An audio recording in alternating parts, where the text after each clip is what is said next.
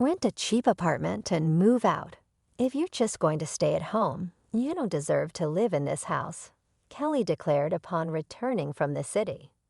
She was determined to push me out of the home I shared with my in-laws, eyeing my place. My in-laws, unfamiliar with remote work, and my husband Eric, who desired the house, sided with Kelly. Together, Eric, Kelly, and my in-laws continued to criticize me. Did they even realize who was paying the $7,500 monthly mortgage for this house? It hit me then, if I left, who would cover the mortgage? Living with people who made me feel so miserable seemed pointless. If they wanted me out, then so be it. I had endured enough, and my frustration had peaked. I'll transfer the ownership and mortgage into your name, I informed Eric. With that decision, I divorced Eric, who was overjoyed, and left the house. Little did they know, an unexpected situation awaited them. My name is Lisa. I used to live with Eric, my husband, who is 3 years older than me. Our relationship began in an unconventional way. I met Eric while working at a company where he was employed by the cleaning service. My life took a difficult turn when I lost both parents in quick succession. First, my father was diagnosed with a terminal illness. While caring for him, my mother fell ill too, and despite her fight, they both passed away, leaving me alone. Having no siblings, I suddenly found myself all by myself, struggling to accept the reality that my parents were gone. After their passing, I would often think of them at random moments and tear up. However, I tried to hide my feelings from those around me, who were being considerate. I forced myself to smile all the time while at work. The first time my husband, Eric, spoke to me, I was trying not to let anyone notice as tears welled up in my eyes. I stood in the hallway during a break, staring blankly out the window, lost in thoughts of my parents. I had seen Eric at work before, and we had exchanged nods, but we had never spoken, and I didn't even know his name yet. Eric approached me as I looked out the window and asked, "Are you okay? You seem a bit down." In response to Eric's gentle inquiry, I found myself talking about my parents. Maybe it was easier because he was a stranger whose name I didn't even know. When Eric heard about my parents' passing, he sympathized, saying he was close to his own parents and could understand the loneliness. I was glad that Eric listened to my story. After that, we started having brief conversations whenever we saw each other at work, and it didn't take long before we started meeting outside of work. Soon after we started dating, Eric introduced me to his parents. As Eric had mentioned, he seemed to have a good relationship with them. His parents, aware of my loss, were considerate and invited me to visit them anytime. I quickly grew close to my in-laws, and without a formal proposal, it naturally led to me marrying Eric. After the wedding, we rented an apartment near my in-laws and started our life together. After getting married, I quit my job and switched to a company that allowed me to work fully remotely from home. I did this considering the possibility of having children with Eric in the future. I told Eric about my career change, but it seems he didn't quite understand it.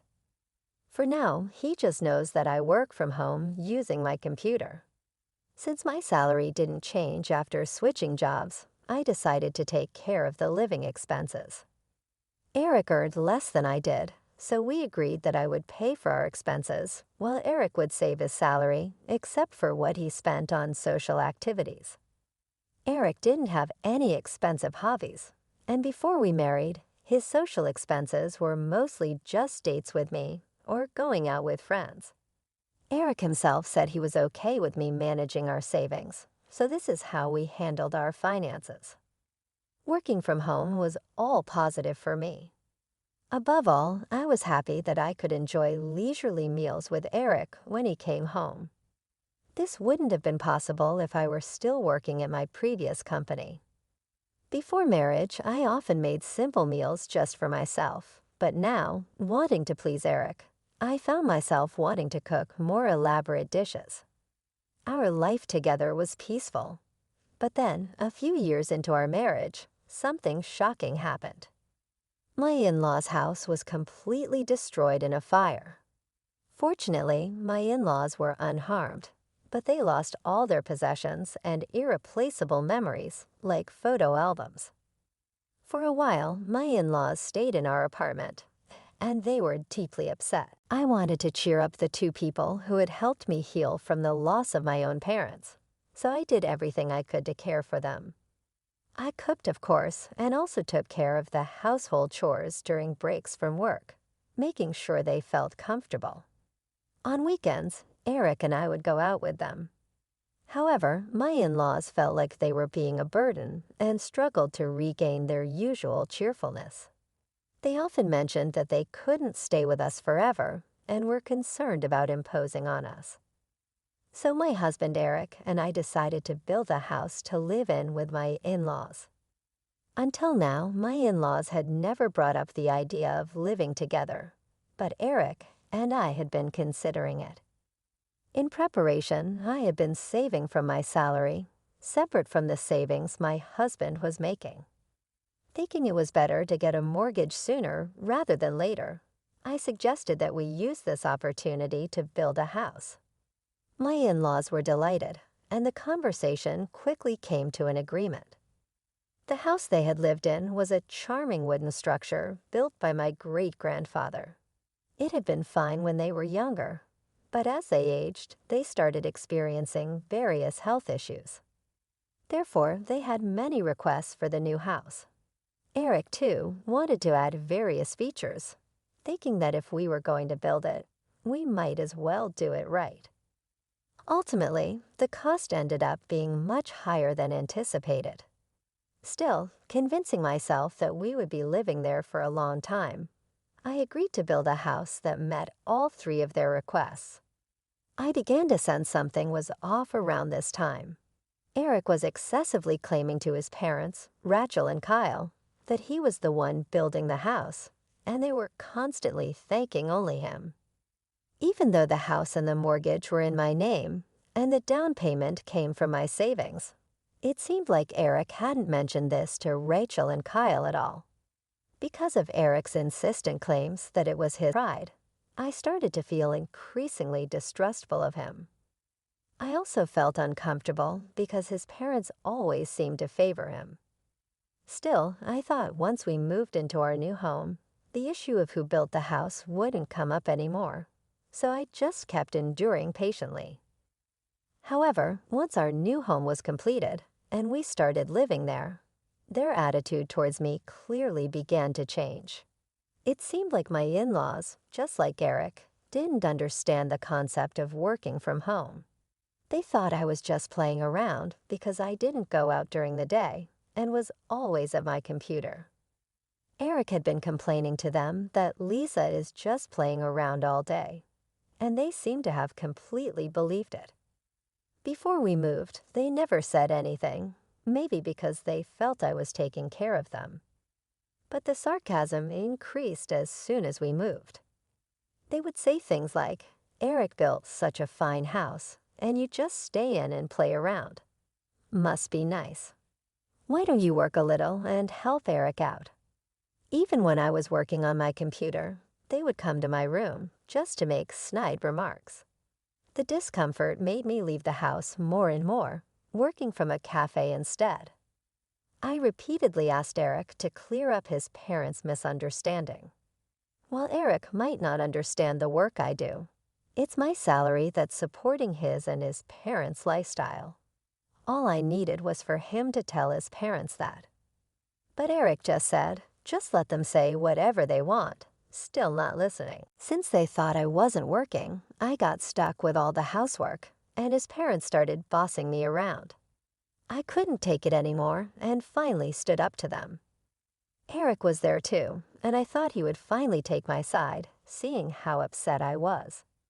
But instead, he yelled at me, "Don't talk back." Then he thrust a completed divorce paper at me, threatening divorce if I didn't comply. I had never seen Eric so angry before, and his behavior completely intimidated me, making me give in to him and his parents' demands. From that day on, both his parents and Eric's attitudes towards me turned utterly cold. The only time I felt seen and could find some solace was when I was working at my computer. I immersed myself in work to forget the treatment I received from my in-laws and husband. One day, my sister-in-law Kelly, who had been living in the city, came back to visit. She was coming to see the new house and planned to stay for a while. My in-laws immediately started complaining about me to her. They said Lisa is always cooped up in her room playing on her computer. Does she even realize whose generosity allows her to live in such a nice house? What on earth is she doing on that computer all day? Playing games? Is she some kind of nerd? That's just weird. We don't really understand all this, but maybe she's one of those nerds. You think if she's always on her computer, she must be one, right? Isn't she ashamed of not working? Trying to escape their loud conversation meant for me to hear, I went to my room. Then I heard something even more shocking. They said, wasn't Lisa just a cleaner at Eric's company? It's amazing how she lies about working from home. She couldn't possibly have the skills for that. Kelly was talking as if my and Eric's roles were completely reversed. Since Eric had told his parents he worked at a major corporation, maybe he had also lied that I was a cleaner. The real liar here was Eric. I wanted to tell this to Rachel and Kelly, but given everything that had happened, I doubted they would believe me. So I just gave up. Ever since Kelly came to visit, my place at the dining table was taken over by her, and I couldn't even eat at the same time as everyone else. While they ate the meals I prepared during my work breaks, I would be secluded in my room, continuing my work. This went on for a week, and the day for Kelly to return to the city came. But suddenly, Kelly declared, I'm going to live in this house too. After staying here, I found it quite comfortable. I just quit my job, so I've decided to move back here. Kelly said she had been working in the apparel industry, but got tired of the office drama and decided to take a break. Her family home was being rebuilt, and when she returned and saw our new house, she found it more luxurious than she had expected. Leaving the city to start a business here could be good. At my level, I can work from anywhere, she said. My in-laws, Rachel and Kyle, were thrilled with Kelly's words, and Eric seemed quite pleased with the compliments about the house too. However, there was no designated room for Kelly in this house. Until now, she had been staying in the guest room, but if she were to live here permanently, another room for Kelly would be needed, and the house had no spare rooms. Kelly had realized this after living with us for a week. She told me, I'll live here, so you should leave, with a smug, malicious grin. People who just play around at home don't deserve to live in a house like this. You should find some cheap apartment somewhere and live there. No, I said. This house is mine because I started. Rachel cut me off. That's a good idea. You do nothing but stay at home all day. Rachel sided with Kelly, leaving me no room to argue. I tried desperately to explain my job, but Kelly, who had just said that work could be done from anywhere, wouldn't understand about working from home. Just because I'm not going out, they say I'm not working. They're trying to corner me with such an absurd argument. After everything that's happened, I'm really starting to get angry. Eric doesn't try to speak the truth, just stands there laughing and watching the situation. Until now, I kept quiet considering Eric's position. But I finally told Rachel, Kyle, and Kelly that this house was built in my name. I'm paying for all the mortgage and all the living expenses. The down payment came from my savings, and Eric hasn't paid a single penny. Seeing me speak up to this extent, Eric was clearly panicked. However, the only things that came out of his mouth were words to berate me and self-serving statements to hide the truth. He shouted at me, calling me noisy, telling me to shut up, and calling me a liar. Eric was obviously flustered, and it was clear he was hiding something. Yet Rachel, Kyle, and Kelly still defended him, calling me the liar. No matter how many times I tried to explain it wasn't a lie, they didn't believe me. That's when it struck me. If I left, who would pay the monthly mortgage of $7,500? There was no reason for me to keep living with these people, enduring such unpleasantness. If this house is supposedly built by Eric, who works at a major corporation, maybe it should all truly be his. With that thought, I decided to sign the divorce papers that Eric had pushed on me, intending to threaten me. When I offered to change the house's title to Eric's name, he was so delighted he almost danced. He must have thought the house would now fully become his own, in name and reality. He's not wrong, but Eric misunderstood one thing. Initially, to change the mortgage to his name, we tried to go through the process together. But Eric disliked the complex procedures and told me to handle it alone. Just you go and listen to all that complicated stuff. It's just a name change, right? Get it ready for my signature only, he said. Since that wasn't possible, I took the reluctant Eric to the bank and a legal professional for consultation. Throughout, Eric didn't listen to the explanations and just played with his smartphone. When it came to signing the documents, he finally became eager. "If I sign this, the house will be in my name, right?" he asked. After I confirmed, he happily signed the documents. Once all the procedures are completed, both the house and the mortgage will finally be Eric's. I've explained it several times, but I wonder if Eric has truly realized it. He was ecstatically reporting to Rachel, Kelly, and Kyle. Even after hearing this, how can they still believe that Eric works at a major corporation and I'm unemployed? I watched this scene with a feeling of astonishment. After changing the house and mortgage to his name, I filed for divorce. "We're going on a trip to celebrate this, so you better move out while we're gone," Eric said. Waiting for the procedures to finalize, Eric took Rachel, Kelly, and Kyle on a ridiculous divorce celebration trip. They were apparently going abroad and wouldn't be back for about 15 days.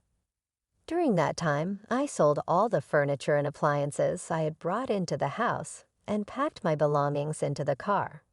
Ready to leave, while handling various procedures in parallel, I was also looking for a new house.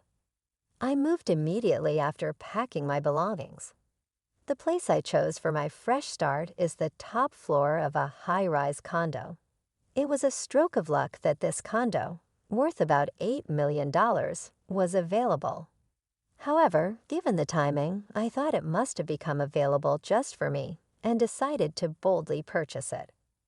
For the past few years, living with Rachel, Kyle, and Eric has been stressful.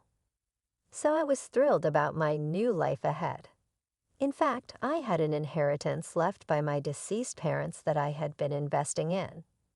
Using that inheritance even before marrying Eric, initially intended as just a way to earn some pocket money, these investments turned out to be a huge success. Now my assets amount to several $1,000,000. I had planned to use that money for a relaxed early retirement with Eric in the future. I had kept this asset a secret, intending to surprise Eric. But now I'm truly glad I never mentioned it. If I had told them, Rachel, Kyle, and Kelly might have joined forces to take my assets. Living with that family, I painfully learned just how careless they are with money. The house I lived in with Eric and his parents was decorated mainly based on their preferences, so it wasn't to my taste. With the move to the condo, I took the opportunity to create a space I love, carefully crafting the interior to my liking. Now it has become the perfect space surrounded only by things I adore. Above all, there's no one around to make snide remarks, so I can happily work from home. Once things settle down, I'm planning to join a cooking class or yoga studio. Finally, in this enjoyable and free time, I have regained a peaceful mind for the first time in years. The call from Eric came the night they returned from their trip abroad. He must have realized that the furniture and appliances were gone. Upon returning home, he demanded them back, but I paid no attention. Everything was bought with my money, so it's my choice to do what I want with it. I didn't want to leave anything of mine in the house of those who had caused me so much suffering, not even the furniture and appliances. Of course, they were unnecessary for my new home. When I told Eric that I had already sold them, he still demanded I buy them back immediately. It's impossible. You, working at a major corporation, should just buy new ones, I retorted, and then hung up the phone. That day, Eric called several times, but I ignored all of his calls. Months had passed since Eric and his family returned from their overseas trip. I had completely forgotten about my previous life and was having a great time getting along well with my neighbors. That day, I was returning from a cooking class I attended, invited by a friend who lived on the floor below. Suddenly, I received a call from Eric. Although I was suspicious, I answered, thinking there might be an issue with paperwork that needed attention. As soon as I answered, Eric shouted in a loud voice, "What is this all about?" It was just like the day they returned from their overseas trip. Wondering if there was anything else besides the furniture and appliances that could have angered my husband, I decided to listen closely. It turns out he had finally noticed the amount of the loan repayments when he opened a letter that had arrived at the house. He saw that the loan repayment amount was listed as $7,500 per month, which is why he called in a panic. "Wasn't the loan already paid off?" he exclaimed. "Of course not." "The bank explained everything clearly, didn't they?" I replied. "That's impossible. I never heard about it with the fire insurance in your savings." "Why didn't you pay off the mortgage?" he shouted. "No way. That's impossible. Do you even realize how much that house was worth?" I responded, shockingly. It seems Eric believed the mortgage was already paid off, despite the bank's detailed explanation, which he had nodded to. I was sitting right next to him, watching and listening, so I remember it well. Even if Eric wasn't paying attention, he had already signed the mortgage transfer, so it was too late now. Eric kept trying to find a way out of the mortgage payments, but there was nothing I could do about it. Eventually, he seemed to realize that he had no choice but to repay the loan and fell silent, seemingly frustrated. "I thought you'd be struggling to find a place to live," Eric said, clearly under the impression that I was in a dire situation. The reason Eric could freely spend his salary until now was because I was the one covering our living expenses.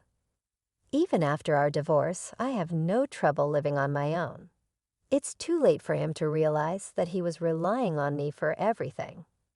I wondered what kind of life my pretentious ex-husband Eric had been leading these past few months with his parents, Rachel and Kyle.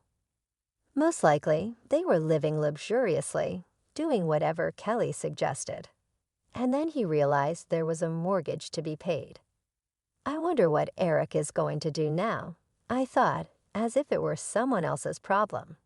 Since we're practically strangers now, I didn't care at all about how much trouble my ex-husband and his parents, Rachel and Kyle, were in. Seeing him so frustrated, I decided to tell him the truth. Too bad. I moved into a luxury condo with the money I made from a successful investment, I said. While he was speechless, I hung up the phone. There were no calls from him after that, so I thought he had managed somehow. But then, out of the blue, he called again. When I answered, wondering what it was about this time, it turned out their house had been seized, and he was in a panic. In the background, I could hear the desperate voices of his parents, Rachel and Kyle, and his sister Kelly. What should I do? "Help me, Lisa," my ex-husband pleaded desperately. A person claiming to be an enforcement officer was visiting their house, and I could hear Rachel, Kyle, and Kelly addressing the officer in the background. According to this officer, the house was about to be put up for auction, with details like the auction date and bidding period to be decided once the auctioneer was determined. After the ownership transferred, my ex-husband and his family would be evicted from the house. I thought they must have received warning letters leading up to this. But when I asked my ex-husband, he sounded confused and said they hadn't arrived. However, that couldn't be right, and after persistent questioning, he finally admitted in a small voice, maybe they did arrive. It turned out he had intentionally ignored the letters, realizing they were about loan repayments. The envelopes were already open. Before I saw them, I thought someone was taking care of the payments. Probably Rachel, Kyle, and Kelly thought the same. As my ex-husband, eventually, a demand for the lump sum repayment of the loan arrived. It seems my ex-husband and his family were aware of it, but continued to ignore it, thinking someone else would pay for it. So the house was finally seized. Can't you do something now, like pay it off? You could pull everyone's savings together. There's got to be a way, he begged. I couldn't hide my frustration at my ex-husband's helpless tone. When I suggested they pull their savings to pay off the loan, all he could say was, "It's impossible." Apparently, Rachel and Kyle had squandered their savings on an extravagant overseas trip. They were planning to rely on their son, who they thought worked at a big company, for their future. It was all just their assumption. Kelly, his sister, who claimed she quit her job to come back home, was actually fired for embezzling company funds. She talked as if she had been hugely successful in the city, but in reality, she was just a modestly paid accountant in a small to mid-sized company. She got hooked on visiting nightclubs and gradually embezzled money from her company to splurge on them. Even though she had returned home relying on her parents, Rachel and Kyle, she had the nerve to make grand claims. As for my ex-husband, after our divorce, he pretended to be working at a large corporation and started dipping into his savings to cover living expenses. Rachel, Kyle, and Kelly lived lavishly, and the money he had saved while we were married was completely gone. Then came the demand for the lump sum repayment of the loan. As their financial situations came to light, it seemed like the focus shifted from the court case to blaming each other. In the midst of this, my ex-husband started clinging to me. "Please, Lisa, you're living in that high-rise luxury condo now, right? Let's all live together there again," he pleaded. I refused. "We're divorced now, and as far as I'm concerned, we're strangers." Although I had felt a bit sorry for him earlier, I definitely didn't want to live with those people ever again. Hearing the voices of my ex-in-laws, Rachel, Kyle, and Kelly, in the background, I felt more resolved and firmly declined my ex-husband's offer. Upon hearing my refusal, Rachel, Kyle, and Kelly immediately started hurling insults at me. I heard various derogatory terms like heartless scammer and thief. Perhaps out of spite for being rejected, my ex-husband joined them in berating me. The noise over the phone was unbearable. Despite everything being the result of their own actions, there was no sign of remorse from them. Eventually, all four of them started blaming each other, leaving me out of it and arguing among themselves. I decided then and there to never involve myself with these people again. I quietly hung up the phone and blocked my ex-husband's number. A few days later, I came across a concerning headline in a corner of the newspaper. The article about a father and son getting into a fistfight and the police being called made me suspect it was about my ex-husband and his father. I decided to contact a mutual acquaintance who lives near my ex-in-law's home. Sure enough, the incident reported in the newspaper was about them, and it happened after I hung up the phone on my ex-husband. The article mentioned that a neighbor noticed the fight and called the police, leading to their arrest. My ex-husband, his father, Rachel, and Kelly, who tried to intervene, all sustained injuries that would take about 3 weeks to heal completely. After receiving a stern warning from the police, they were released. However, the incident making the newspapers meant my ex-husband faced severe reprimands at his workplace. Although he wasn't fired, the cause of the fight was exaggerated and quickly spread throughout the company. My ex-husband feels uncomfortable at work, but can't afford to quit due to financial needs. Eventually, a buyer was found for their house, and they were forced to move out. They managed to find a new place, but it's an old, cramped, bug-infested apartment, a far cry from their previous home. The family of 4 began their new life there. Bugs appearing daily in the rooms are causing Kelly and Rachel to make such a fuss that they have already received complaints from the neighbors. They tried to work and rent a new house quickly, but both in-laws and Kelly seemed to get into trouble at work and end up being fired, especially Kelly, with her past of embezzling company funds becoming widely known. She is finding it difficult to get rehired. It looks like they will have to continue living on my ex-husband's income alone. My ex-husband seems to be trying to find out where I live, asking our mutual acquaintances persistently. They have warned me to be careful. Even if my ex-husband finds my condo, he'll just be turned away by the full-time concierge. I gratefully accepted the advice from my acquaintance and made sure to ask the concierge to be on the lookout. With this, the turmoil with my ex-husband and his family finally comes to an end. It hasn't even been a year since I left that house, but it already feels like a distant past event. I've completely adapted to life in my luxury condo, enjoying my days filled with hobbies and work. I plan to enjoy my carefree single life for a while without thinking about marriage.